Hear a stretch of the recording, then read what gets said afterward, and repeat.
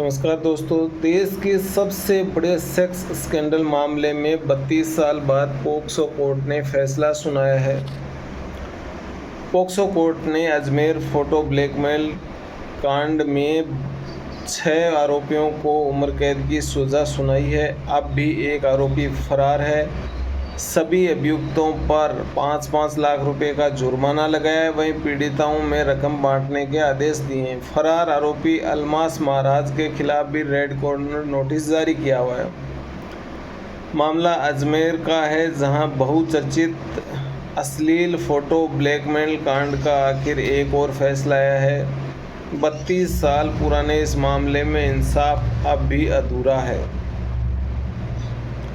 POCSO court में मंगलवार को मुख्य आरोपी अभियुक्त नफीस चिश्ती के साथ 6 अभियुक्तों को उम्र कैद की सज़ा सुनाई, साथ ही 5 लाख रुपए का जुर्माना।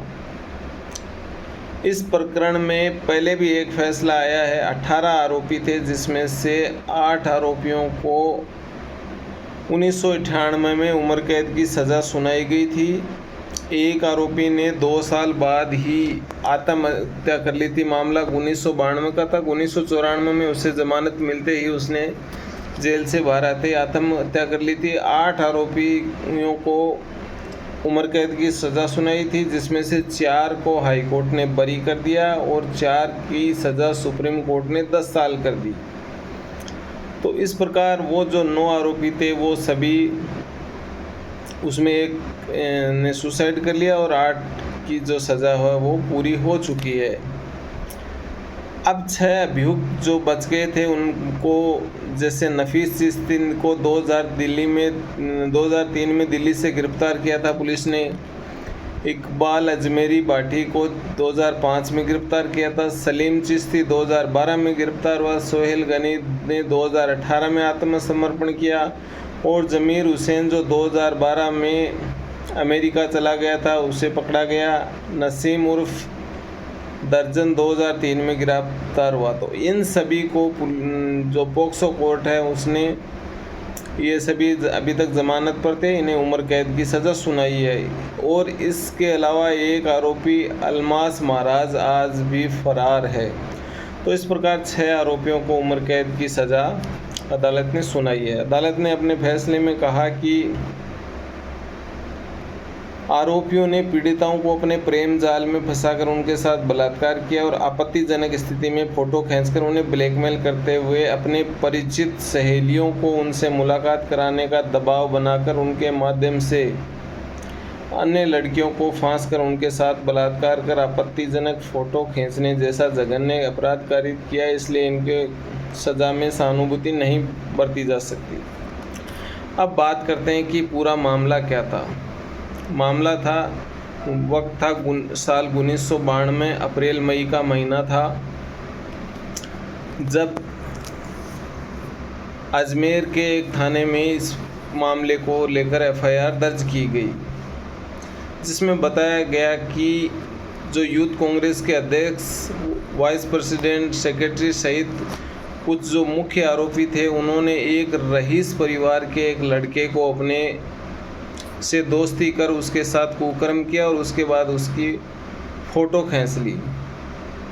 अब उस फ़ोटो के आधार पर उस लड़के को ब्लैकमेल किया और कहा कि वो अपनी दोस्त जो लड़की थी उसकी, वो भी रईस परिवार की थी, तो कहा कि अपनी महिला मित्र को, लड़की को फार्म हाउस पर लेकर आओ।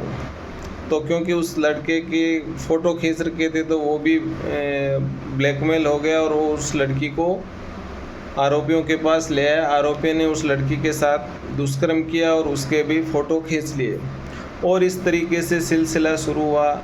लड़की के ऊपर दबाव बनाया गया कि तुम्हारे ये फ़ोटो सार्वजनिक कर देंगे, अन्यथा तुम अपनी सहेली को लेकर आओ। इस प्रकार 1 से 2, 2 से 4 और ये जो संख्या है वो 100 से भी ऊपर चली गई।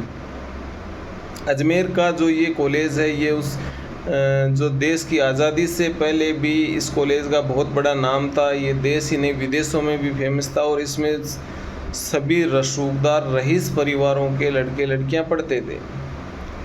तो इन सभी को अपने प्रेम जाल में फंसाकर इन्होंने 1 से 2, 2 से आगे करते गए। लेकिन मामला जब खुला जब क्योंकि जो लड़कियों के न्यूड फ़ोटो खींचे गए थे उनको कलर लैब में धुलवाने के लिए दिया, तो वहाँ से कलर लैब वालों की भी नीयत ख़राब हो गई। बार बार अलग अलग लड़कियों के न्यूड फ़ोटो दिए तो उन्होंने भी उन लड़कियों को ब्लैकमेल करना शुरू कर दिया। तो इस प्रकार 1 से 2, 2 से 3 होते होते 18 लोग इसमें शामिल हो गए, जिन्होंने लड़कियों को ब्लैकमेल कर उनके साथ दुष्कर्म की घटना को अंजाम दिया। कलर लैब से ये फ़ोटो वायरल होते होते बाज़ार में हर किसी के हाथ लगने लगी और हर कोई उन लड़कियों को ब्लैकमेल करने लगा। इस प्रकार से ये जब फ़ोटोएँ वायरल होने लगी, फ़ोटोकॉपी होने लगी, फ़ोटोकॉपियाँ बाज़ार में बँटने लगी, तो कुछ लड़कियों के घर तक भी ये सूचना पहुंच गई और फ़ोटो पहुंच गई, तो कुछ लड़कियों ने शर्म के मारे आत्महत्या कर ली। इस मामले में 6 लड़कियों ने उस वक्त सुसाइड किया। इतना बड़ा घटनाक्रम होने के बाद एक स्थानीय अखबार ने जब उनके हाथ फ़ोटो लगी तो पूरे जो घटनाक्रम है उसको प्रकाशित किया, फ़ोटो छापे, तो शहर में बवाल खड़ा हो गया। अजमेर में इतने बड़े मामले को लेकर पूरे राजस्थान में हंगामा खड़ा हुआ। देश की मीडिया में भी ये मामला हाईलाइट हुआ, तो तत्कालीन भैरू सिंह सरकार ने मामला CID-CB को सौंप दिया। पुलिस ने अपनी तहकीकात में 18 लोगों को आरोपी बनाया,